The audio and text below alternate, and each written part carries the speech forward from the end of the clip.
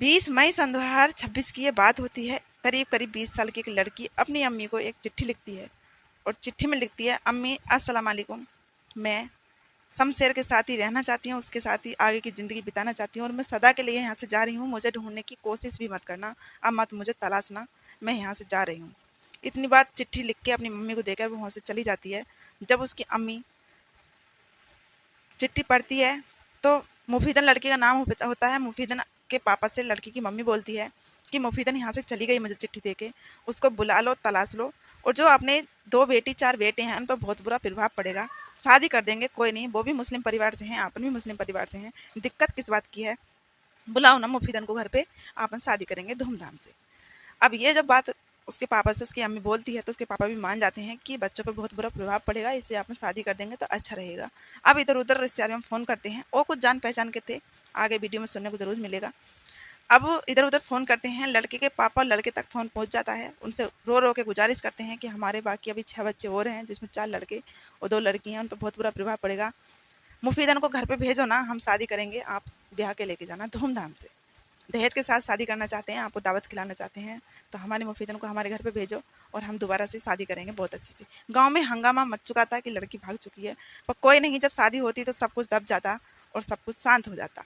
ये सोच के मुफीदन की मम्मी ने एक फैसला लिया कि शादी करने का, और मुफीदन घर आई, आने के बाद में उसकी बहुत धूमधाम से शादी कर दी। शादी करके मुफीदन ससुराल पहुंच गई और मुफीदन के घर वाले भी बहुत खुश रहने लगे। उस खुशी के चलते किसी से भी ससुराल में अन्न बन नहीं थी, सब बहुत अच्छे से चल रहा था। इस बीच एक खबर आती है कि आपकी मुफीदन घर से भाग गई। 40 दिन के बाद ये खबर जब आती है तो जो मुफीदन के घर वाले होते हैं, मम्मी पापा, अम्मी अम्मी पापा मुझसे कहनी नहीं आती है, जो मुफीदन के मम्मी पापा होते हैं वो घबरा जाते हैं और बोलने लगते हैं कि ऐसे हमारी लड़की घर से कैसे भाग सकती है, हमने तो उसकी लव मैरिज शादी की है, फिर वो घर से कैसे भाग जाएगी। ये बात सुन के वो बहुत देर से घबरा जाते हैं। घबराने के बाद में इधर उधर फिर फ़ोन करते हैं, ससुराल वाले बोलते हैं कि आपकी लड़की हमारे घर से जेवर और पैसा सब कुछ लेके भाग गई। इतनी बात बोल के फ़ोन कट कर देते हैं। इतनी बात सुन के लड़की घर वाले सब घबरा जाते हैं, ढूंढने में मच जाती है, पुलिस स्टेशन कंप्लेन कर देते हैं। मैं आपकी पूनम लेके आई हूँ आज आपके लिए एक सच्ची वारदात। तो दोस्तों ये घटना है यूपी के सिद्धार्थ नगर की, जहाँ दुल्हन गायब होने की खबर जब लड़की वालों को पड़ती है तो वो सोच में पड़ जाते हैं कि हमारी बेटी ऐसे कैसे गायब हो जाएगी। इतनी बात सोच के 11 जुलाई सन 2026 की रात 2 बजे 11 जुलाई सन 2026 को रात को 2 बजे अचानक से लड़की लापता हो जाती है। इस बात की खबर ससुराल वाले पुलिस कंप्लेन में भी लिखवाते हैं। पुलिस कंप्लेन करते हैं, एक समधी का दूसरे समधी पे फोन जाता है कि आपकी लड़की घर से लापता हो गई और भाग गई, ना जाने कहाँ चली गई, हमने 2-4 जगह फ़ोन कर भी लिया, आओ ना समधी जी ढूंढते हैं।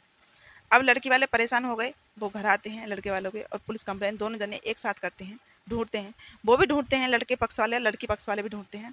ढूंढने के बाद में 11 तारीख चली गई, 12 तारीख आ गई, 12 तारीख भी चली गई, 13 तारीख आ गई। 13 तारीख की शाम को लड़की और लड़के के घर वाले उन्होंने हर जगह पुलिस स्टेशन से लेके और हर गांव हर कोना कोना छान लिया, पर लड़की का कहीं पता नहीं चला। जब लड़की का नहीं पता चला तो अचानक से सब जने 13 तारीख को 13 जुलाई को सब जने थाने खड़े हुए थे। अचानक से शमशेर से पुलिस पूछने लगी कि जब तुमने भी सब जगह छानबीन लिया और हमने भी लड़की को सब जगह तलाश लिया, लड़के कहीं भी पता नहीं चल लिया, ना ही कोई गुमशुदा की रिपोर्ट दर्ज हुई है, ना ही किसी की लाश की रिपोर्ट आई है हमारे पास, तो लड़की गई तो गई कहाँ, बताओ ना, आपको तो अच्छे से पता होगी कि लड़की कहाँ गई होगी, कुछ तो आपके बीच में ऐसी बात रही होगी जो लड़की कहीं गई होगी।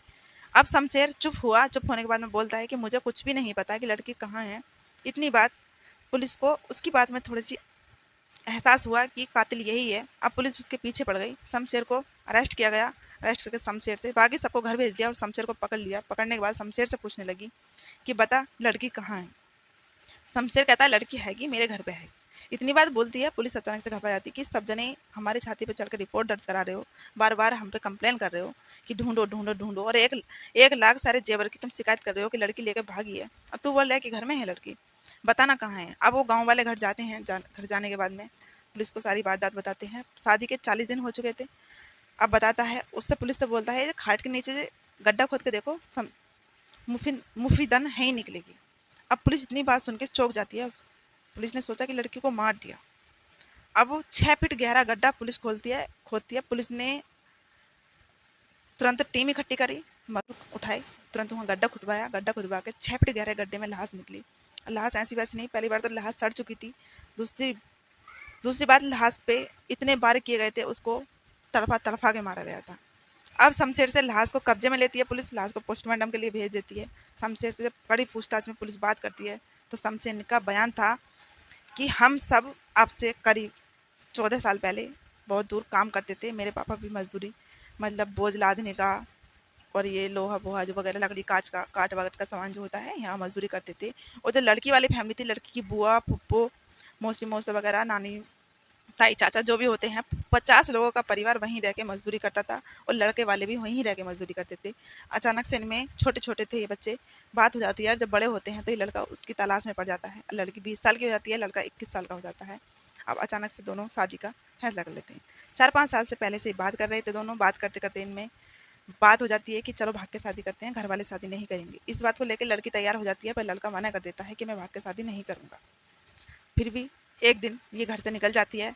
मुफीदन घर से निकलने के बाद शमशेर के पास पहुंचती है। शमशेर के घर जब फ़ोन जाता है लड़की मुफीदन के घर से कि हम शादी करेंगे, शमशेर के घर वाले तैयार हो जाते हैं, शादी भी हो जाती है। शादी के 40 दिन भी हो जाते हैं। अब शादी के कम से कम 25 दिन बाद मुफीदन किसी लड़के से फ़ोन पे बात कर रही थी। अचानक से शमशेर वहाँ पहुँचता है तो मुफीदन फ़ोन काटती है और फ़ोन छुपा लेती है। अब शमशेर उससे फ़ोन छीनने की कोशिश करता है तो मुफीदन उसको फ़ोन नहीं देती है। जब मुफीदन ने उसको फ़ोन नहीं दिया तो शमशेर के दिमाग में एक बात आई कि किसी और लड़के से बात करती है। जब मुझसे लव मैरिज की है तो मुझसे फिर छुपा क्यों रही है? यदि किसी रिश्तेदार से बात करती तो मुझे फ़ोन दे देती। इसका मतलब फ़ोन पे कॉल पे कोई और ही था जो इसने मुझे फ़ोन नहीं दिखाया। अब इतनी बात शमशेर के दिमाग में चलने लगी। उन दोनों में करीब करीब 15 दिन लगातार लड़ाई हुई, पर मुफीदन ने उसको वो वाला फ़ोन नहीं दिया, छुपा दिया। ना जाने कहाँ छुपा दिया, पर शमशेर को मुफीदन का वो वाला मोबाइल नहीं मिला। दोनों में लड़ाई बढ़ती रही, बीतती रही, बढ़ती रही। काफ़ी दिन गुजर गए। माँ बापों से शमशेर ने बताया कि ये किसी और लड़के से बात करती है, मुझसे लव मैरिज करी है, मैं आप इसका क्या करूँ? अब शमशेर कहता है कि इसके घर वालों को बताएंगे तो वो कहेंगे कि लव मैरिज यहाँ तो तुम लड़की को भगा के ले जा रहे थे और हम लव मैरिज कर ली तो हमारी लड़की पे अत्याचार लगा रहे हो। वो यकीन नहीं करेंगे और यकीन यहाँ पे करता भी कोई नहीं। ये सब बोल के वो पुलिस को बयान देता है कि उसके घर वाले यकीन नहीं करते, तो मैंने डिसीजन लिया था कि इसको भागने का नाम लगा देंगे और इसको मार के यहीं पे दफन कर दो।